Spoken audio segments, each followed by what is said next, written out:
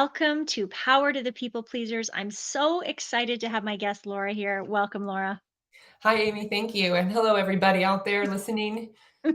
So great to have you. So, Laura, you are the Jill of all things. You're a mother, play advocate, author, speaker, life design coach, busy woman. Yes. Yep, I like to call it, I like to use the word full, like I have a full schedule. Oh, I'm schedule. I gonna love take that. busy out of the vocabulary because busy implies like I don't have enough time. So I Yes. choose what I put in, and I do I choose a love lot of that. fun things. So yeah. I love that, and play is one of those, obviously. So let's talk about today.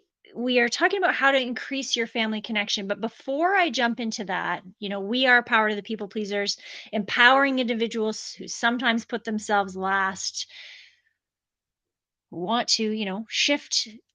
What have you ever been a people pleaser, and how did that show up in your life? Well, it's pretty funny because, years back now, I was out to breakfast, like, with some dear friends for my birthday. Ironically, one of my friends I'm gonna speak about, her birthday is yesterday, and we were out to breakfast, and they were talking about people pleasers somehow, and I was like, "Well, I'm not a people pleaser," and my friend was like, "What are you talking about?" And she's, like, totally called me out, and I was like, "I did not think I was a people pleaser." Wow. So for anybody listening, I mean, I'm sure if you're listening, you're leaning into this because otherwise, you'd be like, well, this is the people pleaser, power to the people pleasers podcast. But Hmm. but even that sneakiness, like, oh, maybe I'm not, but then Hmm. finding ways that you were. And so more than anything, I think I was trying to make everybody else in my family happy. Hmm. Right. And so I was just like, well, I'm doing it for them and I want to do it for them. But after a while, it left me feeling pretty bad. Hmm. Not like terrible bad or, nothing really crazy, because like it wasn't so intense of pleasing, but it would be something like, well, I know my husband doesn't like picnics, so I would never suggest to go on a picnic. Or like, Mhm. just like things that be like, well, he wouldn't want to do that, so I'll do that during the week with my friend. Like I'll do that another time. Or, Mhm. and so when she called me out on that, that's the great thing about having good friends. Yeah. Right. Thank you, Penny. And Yes. they call you out on these things in a good way Mhm. so that you can become clear on it. And Mhm. for this, there's always another layer and another level, Yes. like, as soon as you get it, then you're like, "Oh, I got that," and then you're like, "Wait a minute, there's Wait a just minute. the layers," and so that's what I love working with people. Actually, I'm doing a course now that I'm teaching to women about showing up for themselves. Mhm. So I think it kind of speaks to that same thing, right? Yes. How you show up for yourself. You Mhm. can still put all your family, like, high, but you have to show up for yourself too Mhm. if Mhm. you want any chance of being your best self in all your Yes. relationships. Yes. Yeah, and not feeling resentful and not feeling this Mhm. friction, and right? Like, if we look at what your examples, you were avoiding friction. You were avoiding his pain or his frustration or whatever those moments were, right? Um, Mhm. Very, very awesome. Yeah, and since Your then I've been friend. like, "Okay, I can do this." So, like, there's I live in San Diego, and there's the San Diego Festival of Books, which I mean, as an author, a writer, like, I love people, like, I wanna go to this, and I'm like, "I don't think anybody else will," but I said, "You know what, guys? We're getting in the car, we're all going to USD, we're gonna go to this book festival together," Amazing. and I stood up for like, for me, the thing is, they weren't ever saying no, they weren't ever putting Mhm. any of that. It was here, I'm pointing to myself for those of you who Yeah. are listening. I'm like, "That was me." And so I think we think that sometimes you think, "Oh, it's because other people are treating you some way." They were all treating me great. I was the Mm. one who was treating me not so great, and then I realized it, and that's the gold. When Mhm. you notice it, then Yeah. you can start to make a shift. So then we all went to the book festival. We got to go listen to some cool children's authors read books to the kids. Everyone brought home books. We were all happy. Amazing, amazing. And you know what? My takeaway there is like recognizing that it's your own perception of the situation, right? Yeah. Which is likely different than everyone else's perception of that same situation. And what are we placing on to? Like, what are the stories we're telling ourselves that are creating these? moments. So Mhm. thank you for sharing that. And I'm so glad that you did go to that book Yeah, it was event. so fun. So we're going back this summer. It's coming. It's happening. Amazing. We do all the different Good. things because, it's like and I think that as a parent, that's what we wanna show our kids.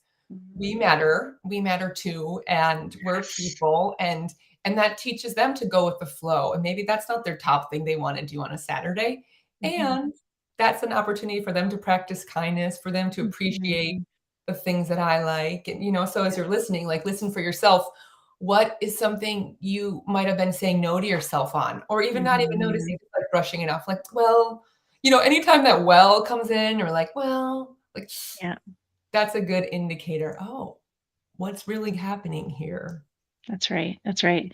And taking the action around it, right? When you hear the noise, Mhm. deciding to take a new action. I love it. Yeah. So let's talk a little bit about your book.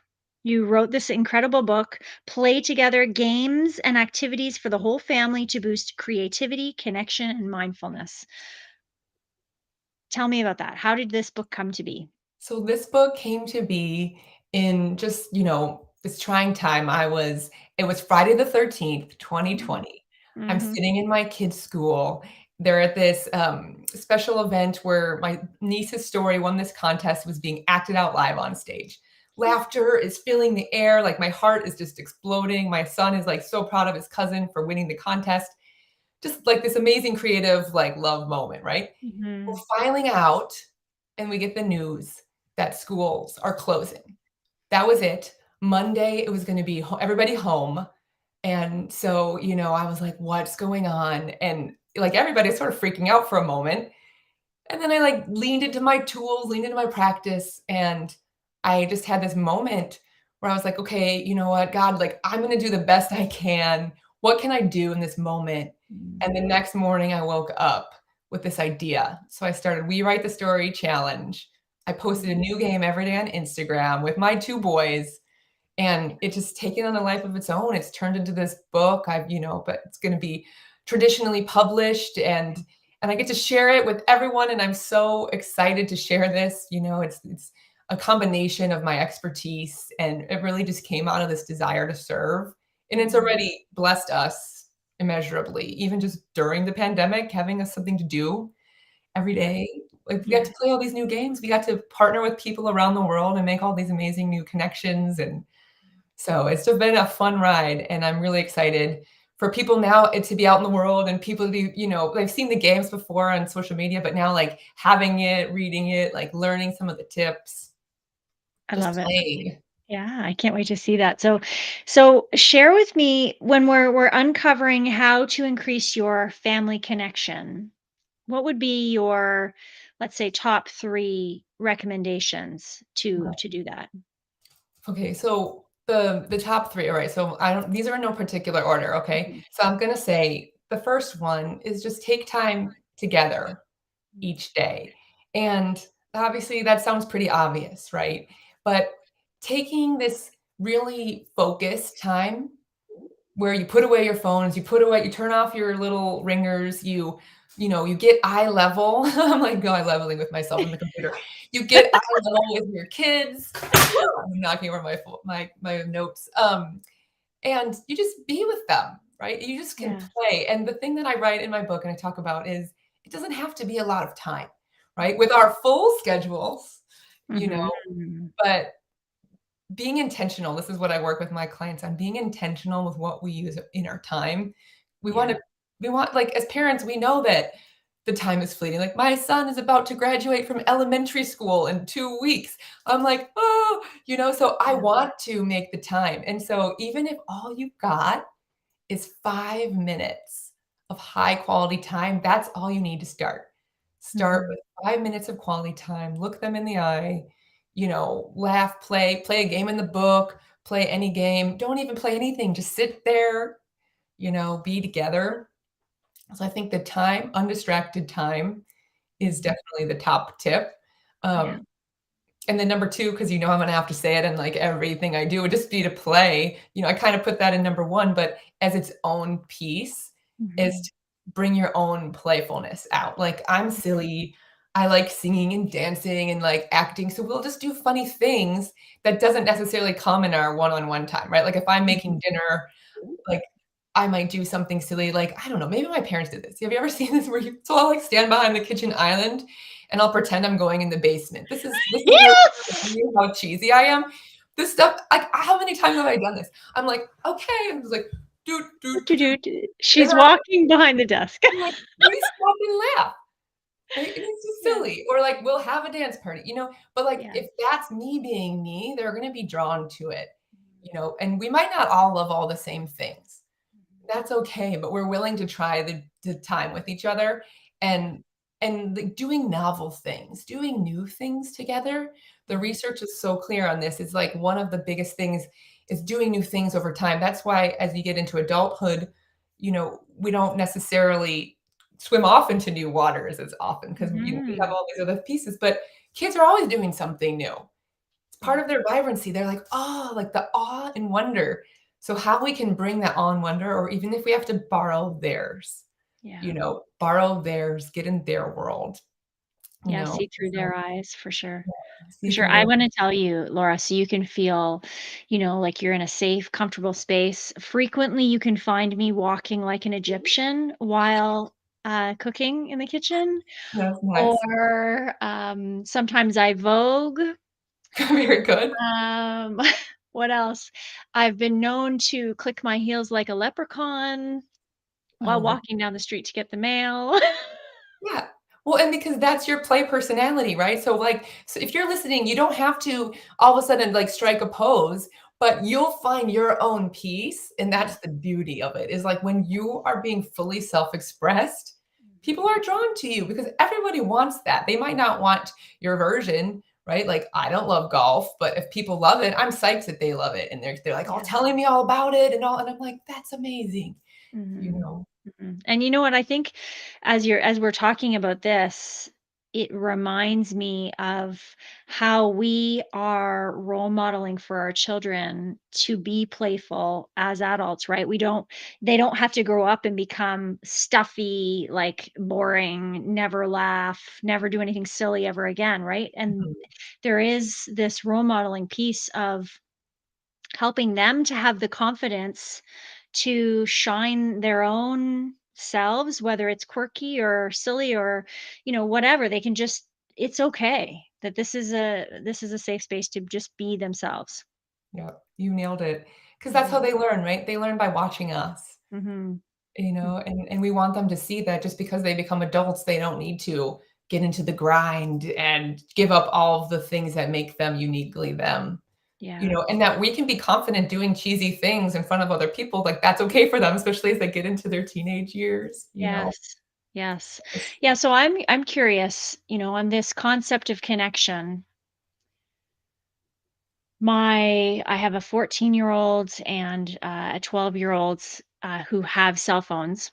We have pretty strict rules in our house around these, but I'd love to know from your perspective, your expertise. We're talking about how to increase your family connection. You talked about, turning your phone off, turning off the vibrations. How do you recommend individuals who already have children with phones increase their connection? Yes, you're saying it just can be 5 minutes, but what are some strategies that we can use? What I would say is use environmental design. So try to find a routine. Try to find Mm, a time in your day that works naturally. When are mm, you guys all together? Where does it flow with ease? So you're not like, okay, everybody, especially as they get older, right? Okay, everybody, now we're having family time. They're like, oh, mom, oh, come on. yeah. So like maybe it's after dinner or Mm, right after school. Like when do you have this little pocket of mhm, time? Maybe it's right before bed, although I know bedtimes keep getting later and later, but, like, where does it naturally fit in mhm. so that it becomes easy? And Yeah, what can you do that everybody has buy-in? One of the definitions of play or one of the features of play is that you do it because you want to, right? You don't have to do it. So, yeah, in terms of getting that connection, because inside of play, then you're gonna have the flow, you're gonna have, like, being present with each other, the engagement. Mhm. Like when looking for these little areas that works, or maybe you go for a family walk, right after breakfast, or, like, I don't know, everybody's schedules and situations are so different, so I Mhm. can't speak to exactly what works for them, but, like, for Yeah. us, we do, like, after dinner, then like, once the dishes are done, then we'll sit around, like, last night we played Telestrations. This game is the Mm. best. I was just joking that I should become a spokesperson, and now here I get the opportunity. You're welcome, Telestrations. It's like a telephone game and you can draw, and we just made our own rules where we all draw whatever the word is, and then we pass Funny. it around and we have to guess. It's hilarious and Yes. easy. You don't have to it's not like some board game where you have to play for, like, an hour. Yes. Those games are Yes. complicated. So Yes. just look for these opportunities and like especially as your kids get into the areas where they're like, more independent. It's okay. We want them to grow and be independent. Mhm. Like look for ways that you can stay in the things that they like. Yeah. Maybe they like to go hiking or maybe they like to go like try to find ways to overlap with their natural interests. Yes. That's really good. Good And point. so the last point then, we're talking about the 3 items for connection. So the last piece that I wanna throw in there that I find is really important and from the communication perspective Mhm. is to listen to what your kids have to say Mm. and not judge it. So, like, sometimes they might say something and, like so this is, like, coaching 101. I also in addition to life coaching, I also have a background in sports. I was a tennis player, I was a pro beach host, Mm. I coached tennis for years, I was elite athlete, and you wanna listen for them and give them what to do, but you wanna give them space to communicate what's real for them. You don't have to agree. You might not agree, but you have to listen and be able to validate. "Okay, I Mm. hear you." If you let them have space to share what they're feeling and you just get it, so, like, these are my, like, 3 Cs. It's like calm, connect, and coach. Those are my 3 Cs for communication, right? So you gotta be at least neutral, right? If you can't make it to calm, try to at least make it neutral in elevated situations, and then, connect with them, listen, get their world. You don't have to agree with it, but you just have to understand, like, "Okay, I get what you're coming from." Mm. And you can coach them when needed, right? This is more for, like, if there's something that they need help with, but choose when you coach them, right? If they're upset or they're in a meltdown, that might not be the best time to coach them. Maybe it's later, Yeah. once things have settled in. Like, if the last thing that like, think about for yourself, if you're having an issue and people are like, "Oh," they try to tell you what to do or give you advice or whatever, it's like, get permission, especially as they get older, Mhm. get permission. "Hey, are you open to some feedback about that?" You know? Yeah. You ask them because then they're like, "No." And if they're no, then you gotta just Zip it. it up Yeah. and save it for later or, come back later. I know, circle back or, find ways, but it's just about honoring that space, honoring that connection, making them right for what however they're feeling, and then teaching them the tools of emotional regulation, and as we're learning them too, right? Like, Yes. still learning them, and it's amazing just to be able to teach them to the kids now from such a young age. Yeah. You said some important things I just have to highlight. I think part of why we were meant to have this conversation is a reminder because I am a big believer of asking permission to give feedback. But it's funny, I haven't yet adopted that in my parenting. I mean, I haven't had the opportunity for those big moments with my kids yet. I'm sure they are coming, right? They're just entering teenhood. Um, but so thank you for that gift, that Mm. reminder, because I Even use those very words so young. often, but I Mhm. haven't it's the reminder from another person that, like, yes, that is a tool that I already use all the time that I can just use with my children as well. Are you open to feedback on that? Yes, I love that. Um, you said something else that was really, powerful as well. I'm just trying to think back. Uh, it was around it was around their really listening, like really giving them the opportunity to deliver feedback. And I love this idea of like if they don't give you permission to provide feedback, like you just got to zip it and be okay. Now I want to share one of my strategies to get your your feedback. Yeah. Um from a pretty young age, I've been talking about, there might be a time, I've said to my kids, there might be a time when you have to deliver information to mommy that I may not like, and you already know I may not like it. So I'm going to tell you how to help all of us have a better experience here. And so I've said, when you know that I may not like it, I would like you to say something like, Mommy, I need to tell you something, but you may not like it. So I already know to show up in a better way than Mhm. if you just hit me with that, like, kind of not good information. So there's that bit of preparation, and then I can take a breath, and then I can say, "What's up?" Well, Instead I of, think "Rah!" right. Well, I think that it's interesting because you're already thinking this through, right? And so you're giving them language, so that's good if you're creating your boundaries, you could call it almost, right? Yes. And I'm trying to think of what okay. So I'd be curious as to like why you think that, there's going to be such a thing or like why like there's something for you that you're like, "Ooh, what's going to happen?" So there's some piece of that which might be useful digging into for you for like calming your own nervous system and your own, Yeah. because you're like you're kind of already like, what are they going to say? Right? So there Yeah. could be something for you in there to look Mhm. into. And yeah, I mean, I think that you're doing it. You're in these conversations with them and you're saying, "It's okay to tell me things that you think I won't like." Yeah. And if that sets you up to win, if that's a good thing for you, that's great. I also, because I'm sort of air towards the silly side, I Mhm. like to make funny code words as well, like taco. So, like, I would say, like, "Okay, Mm. maybe say taco," or something just silly, because that will maybe be a Yeah. little icebreaker or some funny word for you Yeah. guys. It might not really work so well in the moment depending on the gravity of what Severity of the yeah, situation, yeah. but it's something that can, like, you know, shake it out a little bit. Um, Mhm. I think, what else would I say for that? But I love that your inclination was to stop, take a beat, and take a breath. Like, I saw you do that for those of you listening right now. Maybe you're, like, washing your dishes or you're, like, out on a walk, like what I normally do when I listen to podcasts.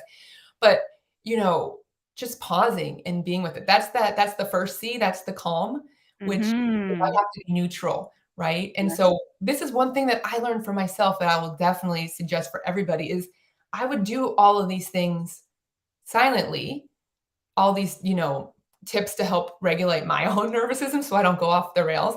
And I was just doing them in my head, but I started telling my kids, I would narrate, okay, I'm feeling a little bit, you know, rising emotion. And so now I'm gonna just take a couple breaths and I'll just speak it to them so that they can do it too. Mm. Right. So I love Yeah. that your inclination was say this, let's take a moment, and Mm. then we can discuss it because that's just creating an extra space. And then Yes. teaching them. That's why I have all these games about different types of breathing because I think my kids are probably like tired of hearing me say, just take a breath. Right. So I like created this game where you do like hand flip. You know, this game where you like go like Yeah. this, put your hands on top. So Mhm. like I created this game one day because we were doing homeschool and my son was like getting, riled up and I was like, okay, Yeah. let's take a moment. And I would be the bottom and I would Yep. just take a long time to get him. So it would be this natural Smart. see And that even right yeah, now, he's paying he's attention, he's waiting. yeah, we slow down, I'm excited, I get excited talking about this stuff, so I talk quickly, but that's another tool you can use is you can Mhm. slow down your talking speed, can lower your voice, get down to their level, because I think more than anything, we want to invite them to share and tell them what's actually going on, especially as Yeah. they're little and their things aren't as they don't have as much weight on the outside world. It's like, "Okay, let's create the safe space for Yeah. them," Yeah. I and I love love that. that. I love that. Laura, it's been amazing having you on the podcast, and I know you had a free giveaway for our listeners. Can you share a little bit about what they can click the link underneath the Yeah. video or the audio to download that? Yeah, so this one, because I'm on such a mission to inspire people of all ages to Mhm. play, children are still fairly, strong at their play instincts, but for us adults, sometimes we get bogged down in responsibility and we get on Mhm. autopilot and we just so anyways, I created this playlist planner. So, like you're gonna go on a road trip and you're gonna pick all your favorite songs. Yeah. So this is gonna be it's taken from one of my signature workshops where it's going to walk you through what to do to rediscover what you find fun based Mm. on, when you were a kid, what'd you like to do? When you were a teen in all these different areas, it's gonna help you, remember or re-spark that joy for you, and then it helps you to actually plan it in. Like, pick one, here's how you plan it. So that's that, like, life design, right? So it's like, what's fun and how you can make it happen. So if anyone's interested in that, I would love to share that. And if you have feedback, or I'd love to hear what you guys put in, and if any of the tips stood out for you with your family and getting connected. And, really just I invite people to use play as a pathway to connect with themselves, to connect with their families, and to share their gifts with the world. Amazing, amazing. And for all those people who want to stay connected with you, your website is laurahaver.com, HAVER.com, and at Instagram, Laura M. Haver. Yes. I didn't Yeah. get it soon enough, so I had to throw in the initial. And then for anyone listening who are authors, I also have a community, Author Moms, which Ah, connects with, you can find that on Instagram as well, that helps connect, support, and inspire fellow moms who write. So that's another great opportunity if anyone's wants to get writing or is writing and looking for community, just come join us. amazing, amazing. Well, Laura, thank you so much for all of your incredible wisdom and words today. It was an awesome podcast. Thanks. And for all of our listeners, thank you so much for tuning in to Power to the People Pleasers once again. Have a wonderful